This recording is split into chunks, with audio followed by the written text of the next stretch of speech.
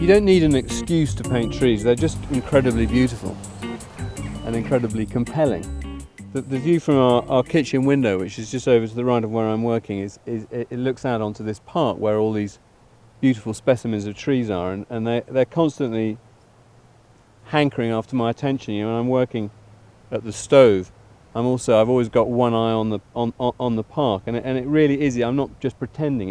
It really does draw my attention all the time. So I work all over the place.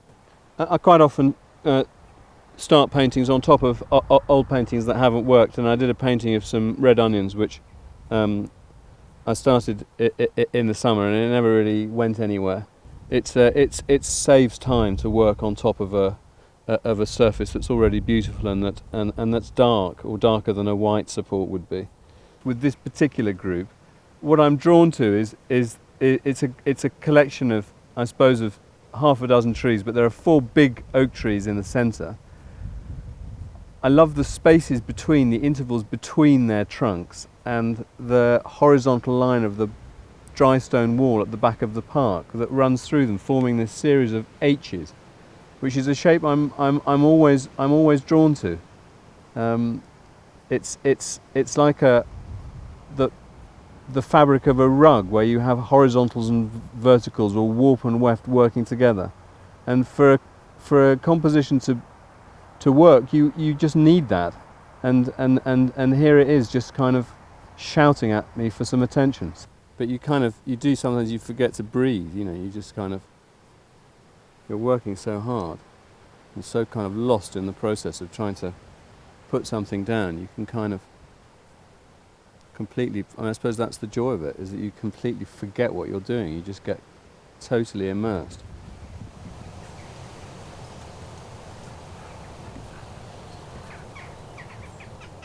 And the difference between landscape painting and other kinds of painting is really mostly just to do with how far you are away from the subject. Things in the landscape, or things that are far away from you, tend to be flat shaped. But with trees, I'm intrigued also in trying to capture the space that's contained within the tree. I spent a lot of time when I was a kid up trees, and I was very aware of that kind of room that you get inside a tree, with the leaves forming the kind of walls of the room. And the other thing is that one's all the time trying to build up a surface that's beautiful. You know, paintings have to work from a distance, and they also, for me, they have to be beautiful objects. The surface of the paint has to be a gorgeous thing. And that doesn't happen immediately.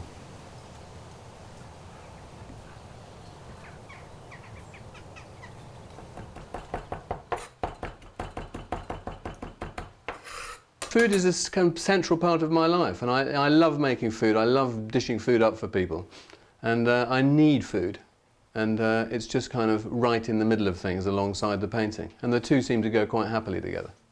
We're making the simplest but one of the loveliest things in the world, which is tomato and basil sauce for pasta.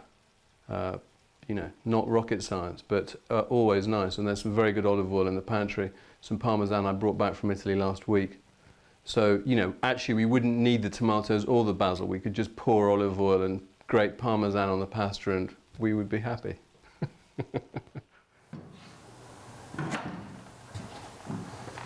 Liberated from the tenacity and the demands of the landscape, I can take huge liberties with pictures and kind of turn them into things that I think may work as paintings.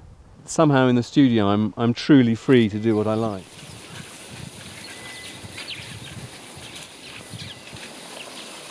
Well, I went to Sri Lanka and South Africa and Zambia with my son Luke to go and paint trees. It's incredibly exciting to pack the paints up in a suitcase and prepare some supports and go off to the other side of the world. I love travelling. It was lovely spending time with my son, and we together explored all sorts of areas and all sorts of things that I wouldn't have been able to do otherwise.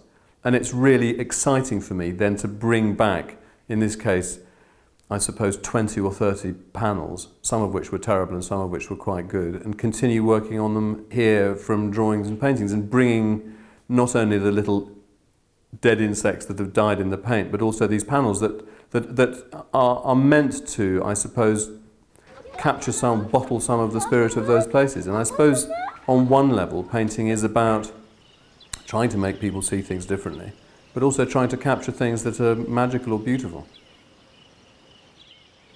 For me, drawing isn't an end in itself, it's a tool. And it doesn't really matter. I'm not particularly interested in the drawings. I don't really show the drawings. They're just ways of thinking about things and understanding things. If a painting isn't working, I quite often do a drawing of the painting just to try and work out why it isn't working. Well, we bought a house in Italy 10 years ago, and I suppose we were attracted to Italy for all sorts of reasons that everybody will understand. I mean, in the case of that painting, I showed it to the person who lives in the middle of the landscape, who said, "Where's that?" And I said, "Your house is just on the right there." And he said, "Well, that cypress tree isn't there." And I've cheated because I've put a big cypress tree in the foreground for formal reasons. I mean, it fits there. There are cypress trees there. And with any landscape, I'm not a surveyor. I'm not making maps. I'm trying to make pictures. And so I change the landscape invariably to make it suit my purposes.